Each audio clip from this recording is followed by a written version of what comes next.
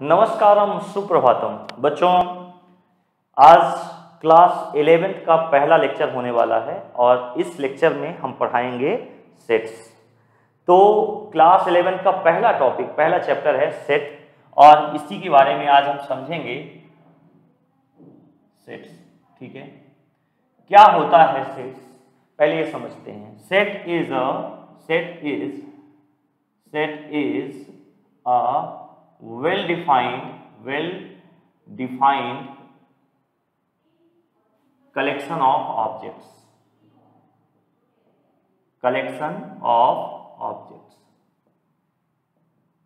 चलिए, ये तो मैंने बेटा डेफिनेशन लिख दी कि सेट क्या होता है। It is a well defined collection of objects. क्या मतलब है? ऐसी चीजें जो डिफाइन की जा चुकी हैं यूनिवर्सली, जब उन चीजों का हम कलेक्शन करते हैं उसे हम सेट कहते हैं। चलिए, सर ने हिंदी रूपांतरण कर दिया, अब समझते हैं। जैसे बोला गया नेचुरल नंबर, तो नेचुरल नंबर एक डिफाइंड नंबर है। थ्रू आउट द वर्ल्ड ये बताया जा चुका है कि all positive number 1 2 3 4 till infinite क्या होता है? नेचुरल नंबर होता है। तो जब इन चीजों का हम कलेक्शन करते हैं तो उसे क्या कहते हैं? सेट कहते हैं। और एग्जांपल समझिए, अगर हम बात करें कि set of vowels in English alphabet, तो बेटा क्या ये डिफाइंड है या नहीं?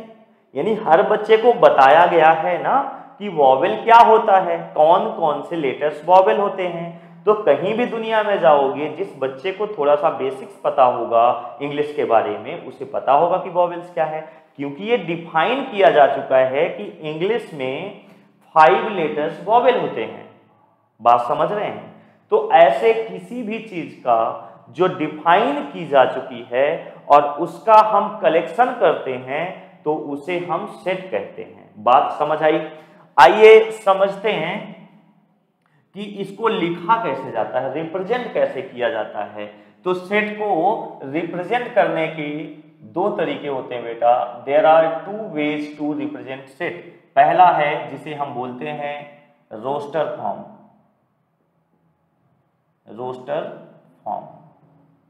ठीक है। Second is set builder form, ठीक है। अब सुनिए, आपका रोस्टर फॉर्म हो गया और सेट बिल्डर फॉर्म हो गया। रोस्टर फॉर्म को कुछ बुक्स में टैबुलर फॉर्म भी बोलते हैं, टैबुलर फॉर्म, ठीक है, ध्यान रखना। अब सेट को लिखने के कुछ बेसिक्स तरीके हैं, यानी कि जब भी कोई सेट लिखोगे तो सेट को जो रिप्रेजेंट करते हो कैपिटल लेटर से रिप्रेजेंट किया जाता है। जैसे कुछ एग्जांपल्स, अगर आप सेट ऑफ रियल नंबर्स लिख रहे हो तो आप उसे कैपिटल आर से डिनोट करोगे। सेट ऑफ नेचुरल नंबर लिख रहे हो तो उसे कैपिटल एन से डिनोट करोगे। सेट ऑफ इंटीजर लिख रहे हैं आप तो उसे जेड से रिप्रेजेंट करेंगे। बात समझ आई? तो यहां पर हमेशा हम जब सेट को रिप्रेजेंट करते हैं वो कैपिटल लेटर से रिप्रेजेंट करते हैं। दूसरी चीज ये है कि सेट को लिखा जाएगा, जैसे एग्जांपल के तौर पे हमने लिखा set of natural number less then 6, ठीक है। तो नेचुरल नंबर है तो उसे हम n से रिप्रेजेंट करेंगे। अब n इक्वल टू, इसे हम बेसिकली कर्ली ब्रैकेट में रिप्रेजेंट करते हैं। 1 लेस देन 6 क्या क्या नंबर आएगा? 1 2 3 4 5। तो यहां लिख दिया 1 2 3 4 एंड 5। ये आपका बेटा सेट ऑफ नेचुरल नंबर हो गया। तो किसी भी सेट को रिप्रेजेंट करने का जो तरीका होगा यही होगा, कैपिटल लेटर से उसे हम डिनोट करेंगे और कर्ली ब्रैकेट में ऐसे कॉमा लगा के एलिमेंट्स को रिप्रेजेंट किया जाता है, ठीक है। Set of vowels in English alphabet V से रिप्रेजेंट किया और क्या आएगा? ए ई आई ओ यू, ठीक है, क्लियर है। सेट ऑफ इवन नंबर को हम बेसिकली ई से रिप्रेजेंट कर सकते हैं। तो कोई भी ऐसी चीज जो डिफाइन की जा चुकी है, अगर उनके कलेक्शन को उनका कलेक्शन करते हैं तो उसे सेट कहते हैं। बोला था डेफिनेशन भी वही कह रही है। ठीक है, तो अब इवन नंबर आपको पता है, ऐसे नंबर जो 2 से डिविजिबल हो तो क्या आएगा 2, 4, 6, 8। अब ऐसे तो इनफाइनाइट इवन नंबर्स होंगे, लेकिन अगर मैं एक कैप डाल दूं कि इवन नंबर लेस देन 10, तब क्या लिखोगे 2, 4, 6, 8 और आप कर्ली ब्रैकेट क्लोज कर देंगे। बात समझ आई? आगे बढ़ते हैं। अगर बात करें सेट ऑफ ऑड नंबर, क्या आएगा बेटा 1, ऑड नंबर लेस देन 10 तो 1, 3, 5, 7, 9। ठीक है, set of squares of number less then 5 तो क्या आएगा 1 का स्क्वायर 1 होता है, 2 का स्क्वायर 4 होता है तो 4 लिख दीजिए। फिर 3 का स्क्वायर 9 होता है, 4 का स्क्वायर 16 होता है। आपसे बोला गया था लेस देन 5 तो ये आ जाएगा आपका। तो इतनी बात समझ आई बच्चों। तो जब भी हम किसी सेट को रिप्रेजेंट करते हैं रोस्टर फॉर्म में तो इस तरह से लिखा जाता है। ठीक है, और सेट क्या होता है वो मैंने बताया, it is a collection of well defined objects. अच्छा, एक छोटा सा बात बताइए कि अगर मैं बोलूं कि बेटा set of best 5 Bollywood movies name, तो अगर 5 बॉलीवुड मूवीज का नेम बताना हो, सेट में लिखना हो तो क्या आंसर होगा? हो सकता है कुछ बच्चे कुछ 5 एग्जाम्पल्स दें, कुछ दूसरे बच्चे 5 एग्जाम्पल्स कुछ और दें, क्योंकि इसमें फेवरेट या बेस्ट मूवी कौन सी है वो पर्सन टू पर्सन डिपेंड करती है, चॉइस बेस्ड है। इसमें कोई ये डिफाइन नहीं किया गया है कि ये वाली मूवी बेस्ट है, ठीक है, या ये रोमांटिक मूवी है ये बेस्ट है, या एक्शन मूवी है ये बेस्ट है। तो इसमें कुछ ऐसा डिफाइंड नहीं है कि कौन सी बेस्ट है उसमें से। ठीक है, ये ऑडियंस के चॉइस पे है कि ऑडियंस किसको पसंद करता है, किसको पसंद नहीं करता। बात समझ आई? या 5 बेस्ट बॉलीवुड सॉन्ग्स, तो कई बार कुछ बच्चों कुछ लोगों को ओल्ड सॉन्ग पसंद आते हैं, ओल्ड में भी बहुत सारे सॉन्ग हैं वो पसंद आते हैं, कुछ लोगों को न्यू एरा के सॉन्ग पसंद आते हैं, उसमें भी बहुत सारे ऑप्शंस हैं। तो यहाँ पर क्या है, आंसर किसी का सेम नहीं आएगा, सारे लोग अपने अपने चॉइस के हिसाब से बताएंगे। तो जब आंसर चेंज हो रहा हो इसका मतलब वो डिफाइंड नहीं है। जब ऐसी चीजों का आप कलेक्शन करोगे बेटा तो कभी भी सेट नहीं कहलाएगा। बात समझ आई? लेकिन जो अभी हमने यहाँ पर लिखा, ये आप किसी भी बच्चे से पूछोगे कि नेचुरल नंबर लेस देन 6 तो उसका आंसर यही होगा थ्रू आउट द वर्ल्ड। आप पता कर लीजिए, वॉवेल्स इन इंग्लिश अल्फाबेट यही होगा थ्रू आउट वर्ल्ड, पता कर लीजिए, आंसर चेंज नहीं होगा। लेकिन जो अभी एग्जांपल दिए कि बेस्ट, अगर मैं बात करूं right your 5 best novels, Hindi novels या इंग्लिश नॉवेल्स, तो हर किसी की पसंद अलग होगी। हर कोई थ्रिलर पढ़ता है, कोई कॉमेडी पढ़ता है, तो हर किसी को अलग जोनर पसंद होता है। तो इसमें ये सेट नहीं हो सकता क्योंकि ये डिफाइंड नहीं है। किसी ने बोला आप बताइए 5 डेंजरस एनिमल के नेम, तो ये क्या डिफाइंड है? डेंजरस एनिमल, कोई बोलेगा सर स्नेक है, आपका लॉयन है, टाइगर है। लेकिन अगर आप देखो बेटा तो कुछ लोग स्नेक पालते भी हैं, आपने देखोगे पाइथन वगैरह लोग पालते हैं, जो सर्कस आर्टिस्ट होते हैं लॉयन के साथ प्ले करते हैं। ठीक है, अब ऐसा होता है कि कुछ लेडीज या कुछ बच्चे भी छिपकली से भी डरते हैं, काकरोच से भी डरते हैं। तो यहाँ पर जो डेंजरस की डेफिनेशन है वो पर्सन टू पर्सन चेंज होती है। आप चाइना में चले जाओ, लोग सांप स्नेक को मार के खा जाते हैं। अब यहाँ पर डेंजरस की डेफिनेशन चेंज हो गई ना, तो यहाँ पर सेट में ऐसी चीजें जहां पर answer person to person change हो रहा होगा वो सेट नहीं होगा, वो सेट उसे आप नहीं कह सकते। बात समझ आई?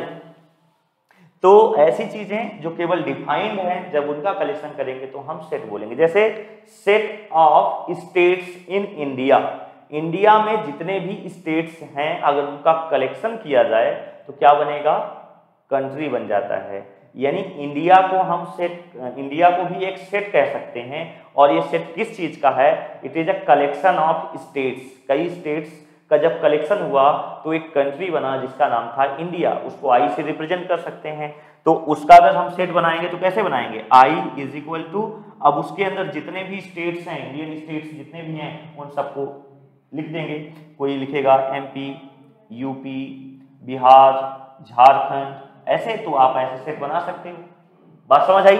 तो जो डिफाइंड है उनका कलेक्शन सेट होगा। अच्छा, ये चीज आपके समझ आ गई होगी बेटा। अब रोस्टर फॉर्म में हमने रिप्रेजेंट कर लिया, सेट बिल्डर फॉर्म में कैसे रिप्रेजेंट करते हैं, तो इन्हीं चीजों को हम कन्वर्ट करके रोस्टर फॉर्म में जो चीजें दी हुई हैं, जो सेट रोस्टर फॉर्म में दिए हैं, अगर हम इन्हीं को कन्वर्ट करके सेट बिल्डर फॉर्म में लिखें तो देखिए कैसा लिखा जाएगा। ये आपसे क्वेश्चन भी इस तरह से पूछे जाएंगे कि कोई चीज रोस्टर फॉर्म में लिखी है उसको सेट बिल्डर फॉर्म में कन्वर्ट करिए। कई बार सेट बिल्डर फॉर्म में लिखा होगा और उसे आप रोस्टर फॉर्म में कन्वर्ट करने के लिए पूछा जाएगा। ठीक है, तो आइए कन्वर्ट करते हैं। जैसे कह रहा है सेट ऑफ नेचुरल नंबर, तो यहां पर देखिए नेचुरल नंबर को यहां पर हम कैसे लिखेंगे सेट बिल्डर फॉर्म के अंदर, यहां लिखते हैं x such that, x such that, ये साइन किस चीज की है, सच दैट, ठीक है, x सच दैट x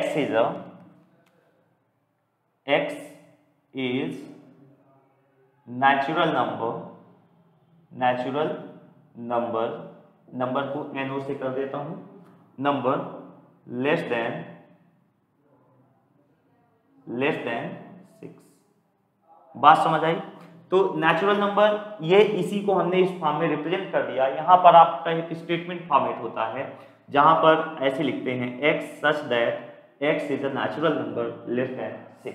ठीक है, अच्छा इसी को एक और तरीके से हम रिप्रेजेंट कर सकते हैं, वो भी देखिए, n is equal to x such that x belongs to natural number, x belongs to natural number. ठीक है, ये जो स्टेटमेंट इंग्लिश में लिखा है इसी को मैंने मैथमेटिकली डिफाइन कर दिया। ये बिलोंग टू का साइन होता है, ठीक है, बिलोंग्स टू, इसका मतलब यही हुआ जो ऊपर लिखा है कि x is a natural number, x belongs to natural number. और नेचुरल नंबर तो है लेकिन x क्या है, लेस देन 6 है, ये भी बताना पड़ेगा। तो ये जो यहाँ स्टेटमेंट लिखा है उसको आपने यहाँ पर रिप्रेजेंट कर दिया उसी फॉर्मेट में। ठीक है, चलिए इसको सेट ऑफ वॉवेल्स क्या दिया है, x such that x is vowels in English alphabet,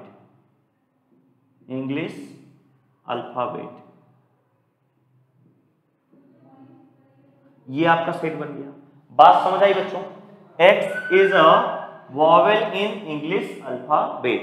अब देखिए हम बात करते हैं सेट ऑफ इवन नंबर की, तो इवन नंबर को कैसे रिप्रेजेंट करोगे, x such that x is even number, बस उसी को स्टेटमेंट फॉर्मेट में हम चेंज कर रहे हैं, यही चीज वहां लिखी जा रही है। x such that x is even number, x is even number less then, कितना है, लेस देन 10। बात समझ आई? तो यहां पर अगला स्टेटमेंट जैसे O है, O is a odd number, तो हम इसे किससे रिप्रेजेंट करेंगे, O equal to x such that x is odd number less than 10। तो बेटा किसी भी रोस्टर फॉर्म के एलिमेंट्स को सेट बिल्डर फॉर्म में कन्वर्ट किया जा सकता है। तो इसको अगर जैसे इस सेट को रिप्रेजेंट करना है, ये क्या है, set of square number less then 5, set of squares of a natural number, set of squares of a natural number less then 5। तो इसको दो तरीके से रिप्रेजेंट किया जा सकता है। एक तो तरीका ये होगा कि आप सीधा लिख दें x such that x is square of natural number number less then 5। एक तो ये तरीका हो गया। एक और तरीके से आप इसको लिख सकते हो, कैसे? x such that x is equal to n square, where n is less than 5। देखिए मतलब वही हुआ, जैसे अगर n की जगह पे हम नेचुरल नंबर 1 रखूंगा तो 1 का स्क्वायर क्या आएगा? 1 आएगा। अगर n की जगह पे नेचुरल नंबर हमने क्या रखा, यहाँ पर एक चीज बताना पड़ेगा कि n क्या है, x क्या है। x is a natural number, yes sir, n is natural number, ठीक है। और क्या है? इट इज लेस देन 5 है, ठीक है। तो यहाँ पर आपको ये बताना पड़ेगा क्या कि ये नेचुरल नंबर है और नेचुरल नंबर लेस देन 5 है, उसका स्क्वायर करना है। तो अब अगर n की जगह पे आप 1 रखोगे तो 1 का स्क्वायर होगा, 2 रखोगे तो 2 का स्क्वायर 4 आ जाएगा, 3 रखोगे तो 9 आ जाएगा, 4 रखोगे तो 16 आ जाएगा। तो ये तरीका हो गया कि अगर कहीं रोस्टर फॉर्म में सेट दिया है उसे हम कैसे सेट बिल्डर फॉर्म में कन्वर्ट करेंगे, और अगर सेट बिल्डर फॉर्म में दिया है किसी चीज को हम रोस्टर फॉर्म में कैसे कन्वर्ट करेंगे, ये दोनों ही चीजें आपको आनी चाहिए। तो आई होप अभी तक आपको सेट क्लियर हो गया होगा। इसके 2 पॉइंट्स इंपॉर्टेंट है, आप उसको नोट कर लीजिए। वो क्या है? जैसे देखिए, पहली चीज है कि order of the elements, order of the elements in a set does not matter.